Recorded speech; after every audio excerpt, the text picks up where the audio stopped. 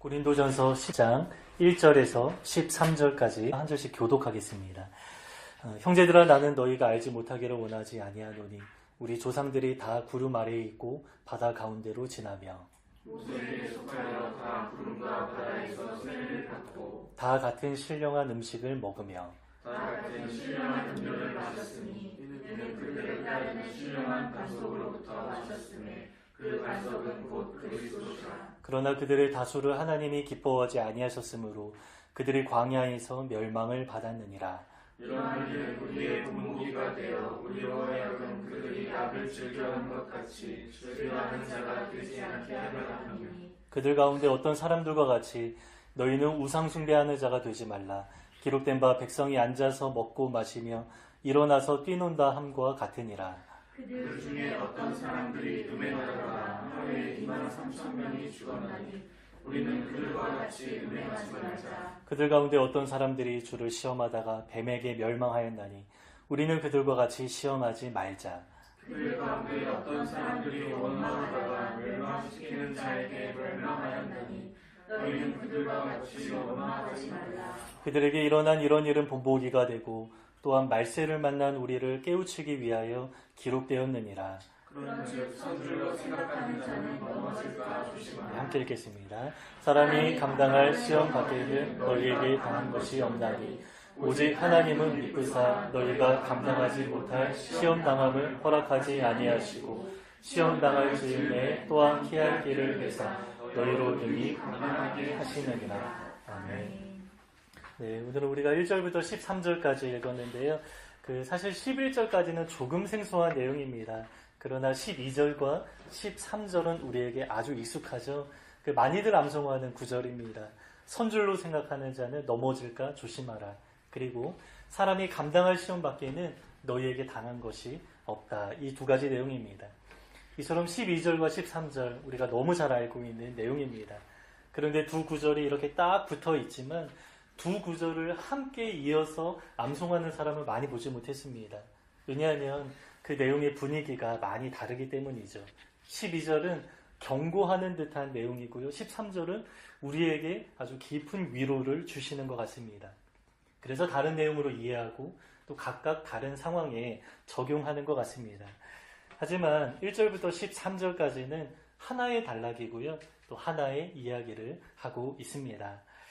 여러분, 우리가 이 단락 전체를 읽었는데요. 느껴지는 분위기가 어떻습니까? 주로 경고하는 분위기였습니다. 구약에 불순종하는 백성을 예로 들어서 우리에게 본보기가 되었다라고 합니다. 그래서 구약 백성들처럼 하지 말라 계속 명령하는데, 그러면 여러분, 그 구약 백성들의 모습은 어떻습니까? 여러 가지 모습이 나오는데요. 본문에서는 한 문장으로 요약합니다. 그들의 모습은 선줄로 생각하는 자입니다. 그런데 우리는 이 표현을 아주 심각한 경고로 받아들이기보다 우리 평범한 일상생활에 적용하곤 하죠. 나 스스로 신앙생활을 잘하고 있다 생각하면서 조금 약간의 교만함, 또 약간의 만족감에 취해 있는 사람들에게 너 그러다가 좀 조심해야 된다, 넘어질 수도 있어, 이렇게 말하는 수준으로 이해하는 것입니다. 마치 스케이트를 익숙하게 잘 타는 사람이 방심하다가 넘어질 수도 있다 경고하는 것 같습니다. 그러면 여러분, 이러한 상황이라면 그냥 다시 일어서면 되지 않겠습니까? 그래서 우리는 선줄로 생각하는 사람이 넘어질 수도 있지만 다시 일어나면 되고 하나님께서 우리를 다시 일으켜 세워주신다라고 생각합니다. 어떻게 보면 겸손한 고백이죠. 하나님과 사람들 앞에 나의 연약함을 인정하면서 오늘도 실수하고 넘어졌다라는 고백이 우리 신앙인들 사이에서 아주 익숙합니다. 그리고 하나님은 이러한 고백을 기쁘게 받으십니다. 우리가 몇 주 전에 드린 찬양의 가사가 있는데요. 여러분 잘 아시죠? 주는 완전합니다 라는 찬양 2절에 이러한 가사가 있습니다. 주여, 우린 넘어집니다. 오늘 하루 또 실수합니다. 주의 긍휼을 구하는 죄인입니다. 오직 주만 바라봅니다. 참 은혜로운 가사입니다. 우리 마음 가운데 아주 깊게 다가옵니다. 그리고 시편 37편에도 이러한 구절이 있습니다. 그는 넘어지나 아주 엎드러지지 아니함은 여호와께서 그의 손으로 붙드심이로다. 이렇게 우리는 넘어진다라고 할 때 조금 연약해서 실수하는 수준으로 이해합니다. 언제든 우리는 다시 일어설 수 있고 하나님이 우리를 다시 일으켜 세워주신다 생각하는 것입니다. 여러분, 제가 이 생각을 비판하는 것이 아닙니다. 맞는 이야기입니다. 아주 겸손하고 솔직한 고백이고요. 하나님이 받으시는 고백입니다. 그러나 문제는 본문에서 말씀하는 내용은 다르다라는 것입니다. 본문에서는 굉장히 무거운 분위기를 만들어내는데요. 살짝 넘어지는 정도로 이해하면 본문의 메시지가 굉장히 많이 희석됩니다. 1절부터 이어지는 본문 전체의 분위기는 상당히 심각하고 아주 진지하죠. 그리고 12절에서는 그런즉이라는 접속사로 시작합니다. 따라서 12절은 다른 주제로 전환되는 것이 아닙니다. 1절부터 11절까지의 내용을 다 받아서 그런즉 이러한 이유로 선줄로 생각하는 자는 넘어질까 조심하라 말씀합니다. 그러면 1절부터 11절까지 광야에서 살았던 구약 백성들 이야기를 하고 있는데, 여러분, 이들은 어떻게 선줄로 생각했고 또 어떻게 넘어졌습니까? 이들은 상당히 교만하고 오만했던 사람들입니다. 실제로 서 있는 사람들이 아니었습니다. 그러나 나 스스로 서 있다, 선줄로 생각하는 사람들입니다. 왜냐하면 이들의 행위를 보면 상당히 하나님 앞에 반역적이기 때문입니다. 이 본문에서는 뭐뭐 하지 말라라는 명령이 4번 나오는데요. 우상 숭배하지 말라, 음행하지 말라, 하나님을 시험하지 말라, 하나님을 원망하지 말라라고 합니다. 그러니까 선줄로 생각했던 사람은 우상 숭배하고 음행하고 하나님을 시험하고 원망했던 사람들이다라는 것이죠. 그런데 문제가 있습니다. 여러분, 이들은 이방인이 아니었습니다. 하나님의 선택을 받아 구원받은 이스라엘 백성들이었습니다. 그 1절부터 4절까지가 다 그런 내용들인데요. 이들은 구름 아래 바다 가운데 지났다라고 하고요. 하나님의 선택을 받아서 불기둥, 구름기둥으로 보호를 받았고, 바다를 지나갔는데 이 바다를 지나간 것이 무엇을 상징합니까? 세례를 상징한다, 이렇게 말씀합니다. 근데 세례뿐만 아니라 마치 상징적인 의미로서 성찬을 대한 것처럼 이들은 그렇게 살았습니다. 이 성만찬은 예수 그리스도와의 연합을 뜻하는 것인데, 오늘 우리가 성찬을 대한 것처럼 이들도 신령한 음식, 하늘에서 내려온 만나를 먹었고, 반석에서 물이 터져 나왔는데 그 반석이 곧 그리스도라, 이렇게 말씀하죠. 한마디로 말하면 하나님의 선택과 구원을 받은 백성이다라는 것입니다. 그러나 문제는 이들은 구원받은 백성답게 살아가지 않았습니다. 말씀에 순종하고 오직 하나님만 의지하며 살아가야 했지만, 구원은 그냥 일단 받아 놓은 것, 이렇게 생각하면서 자기 욕망에 따라서, 자기 의지에 따라서 살아갔던 것이죠. 그래서 우상숭배, 음행했고요. 하나님을 향해서는 시험도 하고 원망도 했습니다. 여러분, 그 결과 이들이 어떻게 되었습니까? 넘어졌다가 다시 일어선 것이 아니라 이들은 멸망당했습니다. 그냥 역사 이야기를 하는 것이 아닙니다. 그들 이야기를 하는 것이 아니라 이들의 모습이 우리에게 본보기가 되고 우리를 깨우치기 위하여서 오늘 본문이 기록되었다라고 말씀하죠. 구원받은 구약 백성들이 멸망을 당했다면 똑같은 일이 구원받은 우리 신약 백성들에게도 나타날 수 있다 말씀하는 것입니다. 그냥 단지 경고에만 그치는 것이 아닙니다. 실제 그러한 일들이 역사 가운데 나타났고요. 신약 시대, 우리가 살아가는 시대에도 그대로 재현됩니다. 따라서 나는 구원받았다 생각하면서 안심하면서 여러 가지 죄를 짓는데 거리낌이 없다면, 여러분, 이들은 누구입니까? 선줄로 생각하는 자입니다. 실제로 바르게 서 있는 사람이 아니라 나 스스로 서 있다고 생각하는, 착각하는 사람들입니다. 이러한 사람은 결국에 넘어지는데, 넘어진다, 어떤 의미였습니까? 하나님의 심판을 받아서 멸망당한다는 의미입니다. 아주 무서운 이야기입니다. 그런데 이 이야기를 누구에게 하고 있습니까?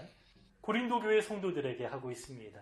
바울의 관점에서 이들도 비슷한 상황처럼 보였던 것입니다. 이들은 구원에 관한 확신이 조금 지나쳤던 것 같은데, 이들이 확신의 근거로 삼고 있는 여러 가지 증거들이 있습니다. 그 중에 본문에서 지적하는 것이 2가지인데, 세례와 성만찬입니다. 이 2가지는 교회에서 시행하는 가장 중요한 2가지 의식이죠. 여러분, 신약시대에 들어와서 예수님께서 많은 것들을, 많은 의식을 다 사라지게 하셨습니다. 제사와 절기, 초하루 안식일 지키지 않아도 됩니다.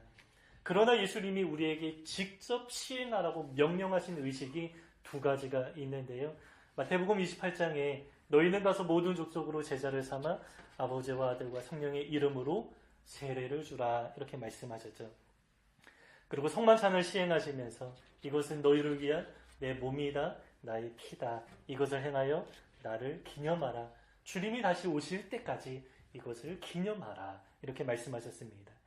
이렇게 주님은 구약의 모든 의식을 다 폐하셨지만 두 가지를 우리에게 새롭게 주셨는데 그것이 바로 세례와 성만찬입니다. 구원받은 성도로서 행할 수 있는 가장 거룩한 의식입니다. 그런데 여기에 오해가 있었습니다. 우리가 구원은 믿음으로 받는 것입니다. 믿음으로 구원을 받아서 믿음으로 구원을 받았기 때문에 이 두 가지 의식을 행하면서 신앙생활을 하는데 이 고린도교의 성도들은 이 두 가지 의식이 구원의 조건이다 생각하면서 이것을 행하고 있다면 하나님의 은혜 안에 머무는 것이다. 이것을 행하고 있는 사람이라면 구원에서 떨어지지 않는다라고 착각했던 것입니다. 심지어 우상숭배나 음해 같은 죄를 짓고 하나님을 시험하거나 원망해도 성만찬과 세례를 행하고 있다면 구원받은 성도로서 안전하게 거하고 있다. 이렇게 착각했던 것이죠. 그러나 사도 바울이 어떻게 말씀합니까? 구약시대 성도들 또한 구원받아서 출애굽한 백성이었고 세례를 상징하는 홍해를 건넜습니다. 성만찬을 상징하는 하늘의 만나를 먹었고 또 바위에서 예수 그리스도죠. 터져 나오는 물을 마시면서 살아갔지만 이들이 어떻게 되었습니까? 멸망당했습니다. 따라서 바울은 세례와 성만찬 이러한 의식 참 중요하지만 그렇다고 이 의식이 우리의 구원을 보장하는 것은 아니라고 합니다. 이렇게 생각한다면 선줄로 생각하는 사람들이 되는 것이죠. 그래서 성경은 우리에게 경고합니다. 넘어질까 조심하라. 이 말을 조금 노골적으로 말하면 너희가 멸망당할까 조심하라는 말씀입니다. 그래서 우리는 본문을 참 무거운 마음으로 받아들여야 합니다. 넘어지면 다시 일어나면 되지 또 하나님께서 나를 일으켜 세워주시겠지 이러한 마음으로 받으면 안 된다는 것입니다. 그러나 성경은 우리에게 경고만 하지 않습니다. 무겁고 아주 심각하게 경고하면 바로 다음에 우리에게 위로와 소망의 메시지를 주시는데요. 오늘 본문도 마찬가지입니다.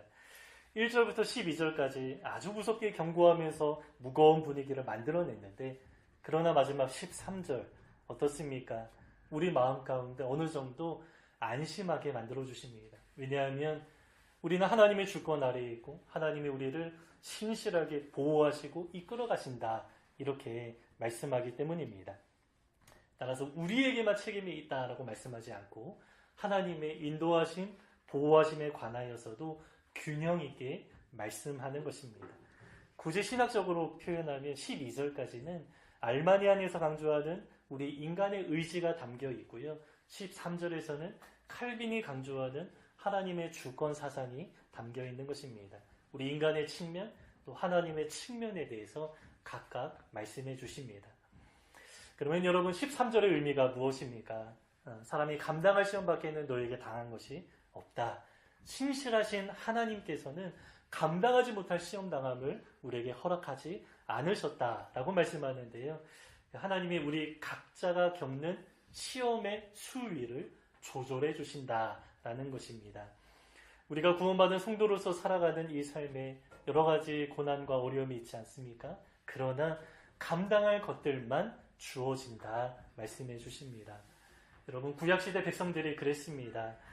이스라엘 백성이 출애굽한 이후에 그 애굽의 종살이로부터 해방된 기쁨 잠시 누렸습니다. 우리도 그렇죠. 구원받으면 성령의 은혜 가운데 그 구원받은 기쁨을 주체할 수 없어서 이렇게 충만한 그런 것들을 우리가 누리기도 합니다. 그러나 그 다음에 이들의 삶의 모든 문제가 다 해결된 것이 아니었습니다. 장밋빛 미래가 펼쳐진 것이 아닙니다. 이들은 애굽으로부터 구원을 받았지만 이들 앞에 무엇이 놓여 있습니까? 광야가 놓여져 있었습니다. 우리도 그렇습니다. 우리도 죄와 사탄으로부터 해방되어 구원받았지만 우리가 살아가는 이 현실이 어떻습니까? 광야와 같습니다. 이스라엘 백성들의 광야 생활 우리가 좀 상상이 안 나지만 정말 힘들었을 것 같습니다. 이 사람이 도저히 살아갈 수 없는 환경이라고 합니다. 그러나 그럼에도 이들은 살았습니다. 왜냐하면 하나님이 감당할 만하게 역사하셨기 때문입니다. 광야는 농사할 수 있는 환경이 아니었고요. 농산물을 저축할 수 있는 그런 환경도 아니었죠. 그러나 하나님은 신실하게 하루도 빠짐없이 하늘의 만나를 내려주셨습니다. 목마를 때도 있었지만 목이 말라서 죽은 사람은 없었습니다. 때로 오아시스로 인도하시거나 바위에서 물이 터져 나오게 하십니다. 그리고 그 뜨거운 모래 바닥에서 가죽 샌들을 신고 살아갔지만 성경은 이렇게 말씀합니다. 이스라엘 백성들 가운데 발이 부르튼 사람은 단 한 사람도 없었다. 이 모든 생활을 한마디로 요약하면 감당할 만하게 역사하셨다라고 말할 수 있습니다. 여러분, 우리가 지금까지 살아오면서 정말 힘든 그런 경험들이 있지 않습니까? 그러나 그 모든 것들이 다 지나고 지금 우리가 이 자리 가운데 예배자로서 서 있습니다. 당시로서는 정말 힘들어서 죽을 것 같은 그런 경험과 느낌을 겪기도 하지만 그럼에도 여러분, 우리는 잘 감당했고 잘 감당하고 있습니다. 그래서 지금 우리가 이 자리에 모여 있습니다. 왜냐하면 감당할 만한 일이었고요. 우리가 잘 감당할 수 있도록 하나님께서 우리를 도와주시기 때문입니다. 그 도우시는 역사가 어떻게 나타납니까? 하나님은 때로 피할 길을 내신다. 이렇게도 말씀합니다. 앞뒤 사방이 막힌 것 같은 상황에서 하나님은 우리에게 길을 열어주십니다. 우리가 생각지도 못했던 방법으로 역사하실 때가 있습니다. 여러분, 홍해가 그러한 사건이었죠. 앞뒤가 완전히 막혀 있었고 길이 전혀 없는 상황이었습니다. 그러나 하나님은 길이 없는 곳에 길을 내셨는데 상상도 못할 방법으로 바다를 갈라지게 하셨습니다. 그래서 여러분, 하나님은 우리에게 피할 길을 내어주시는 분입니다. 여러분, 하나님은 이 모든 과정을 통하여서 우리를 훈련하기 원하십니다. 하나님을 늘 의지하는 훈련을 하기 원하시고요. 정말 나의 힘으로 아무것도 어떻게 할 수 없는 상황에서 하나님이 나와 함께 하신다, 도우신다, 이 사실을 아주 명확하게 우리 삶 가운데 알려주십니다. 그래서 여러분, 우리가 기도하는 것이죠. 내 힘으로 할 수 있으면 기도할 필요가 없습니다. 나는 할 수 없기 때문에, 내 힘과 내 지혜는 너무 부족하기 때문에, 앞뒤 사방이 다 막힌 것 같은 느낌이 들기 때문에 하나님을 바라보는 것입니다. 하나님이 내 삶 가운데 역사하시기를 간구하면서 이 모든 문제를 하나님 앞에 올려드리는 것입니다. 그러면 여지없이 하나님은 우리 삶 가운데 나타나셔서 길이 없는 곳에 길을 내시고 피할 길을 열어주십니다. 그러면 여러분, 그 피할 길이 어떻게 나타납니까? 우리 각자가 처한 상황에서 여러 가지 얽혀있는 문제들이 해결되는 방식으로 나타나는데요. 그 본문의 논리로 따지면 사실 피할 길은 예수 그리스도다, 이렇게 말할 수 있습니다. 광야시대 하나님은 백성들에게 피할 길을 내어주셨습니다. 홍해가 피할 길이었고요. 만나와 반석의 물이 배고픔과 목마름으로부터 피할 길이었습니다. 그런데 이 모든 피할 길이 무엇이라고 말씀합니까? 만나와 반석 모두가 다 예수 그리스도다, 이렇게 말씀하죠. 따라서 우리에게 가장 안전한 피난처, 피할 길은 누구십니까? 예수 그리스도십니다. 여러분, 신실하신 하나님은 우리 삶에 여러 가지 시험을 감당하게 하시고 문제가 해결되는 역사를 나타내기도 하십니다. 왜 이러한 은혜가 우리 삶 가운데 나타나는 것입니까?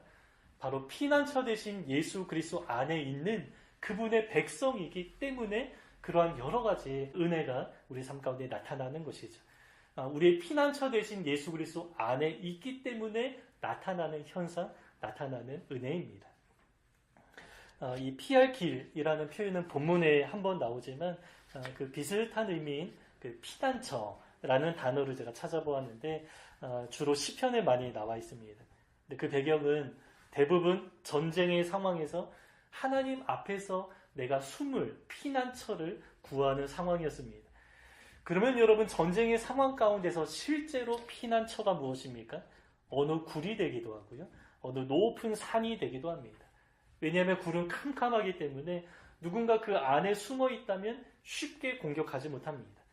그리고 높은 산을 점령하면 그 싸우는데 아주 유리해집니다. 그래서 고대에서 이제 안전한 성읍이라고 할 때 대부분 산 위에 있다라고 합니다.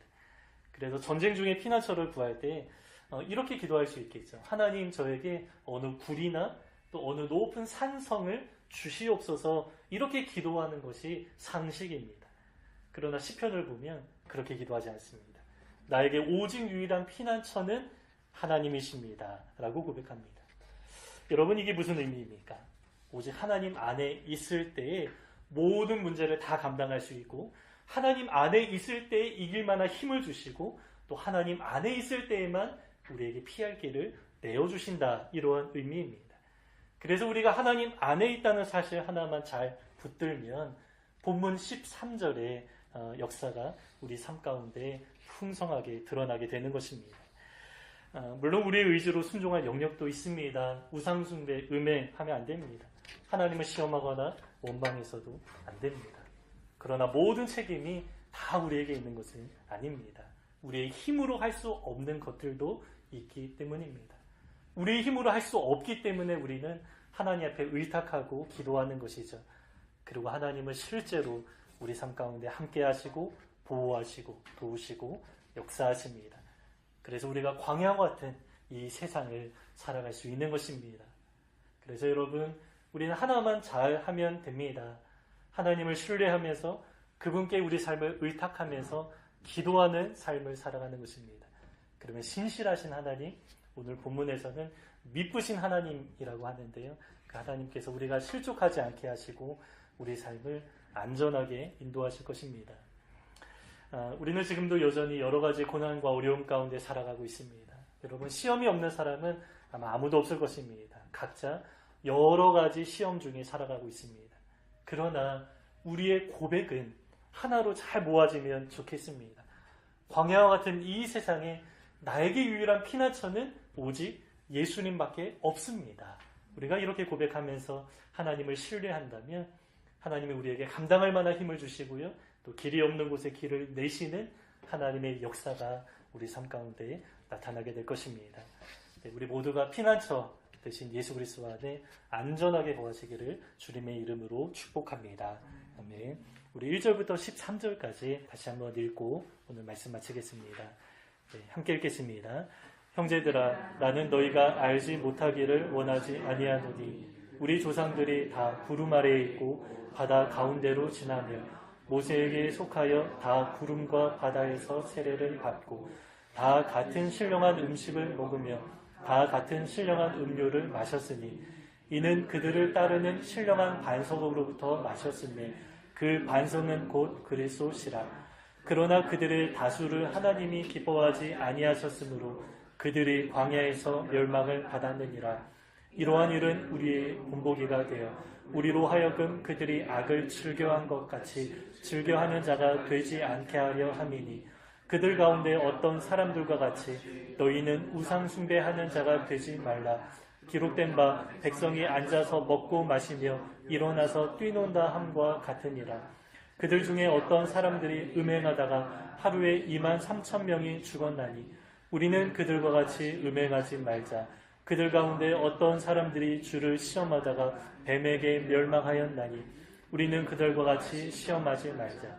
그들 가운데 어떤 사람들이 원망하다가 멸망시키는 자에게 멸망하였나니 너희는 그들과 같이 원망하지 말라.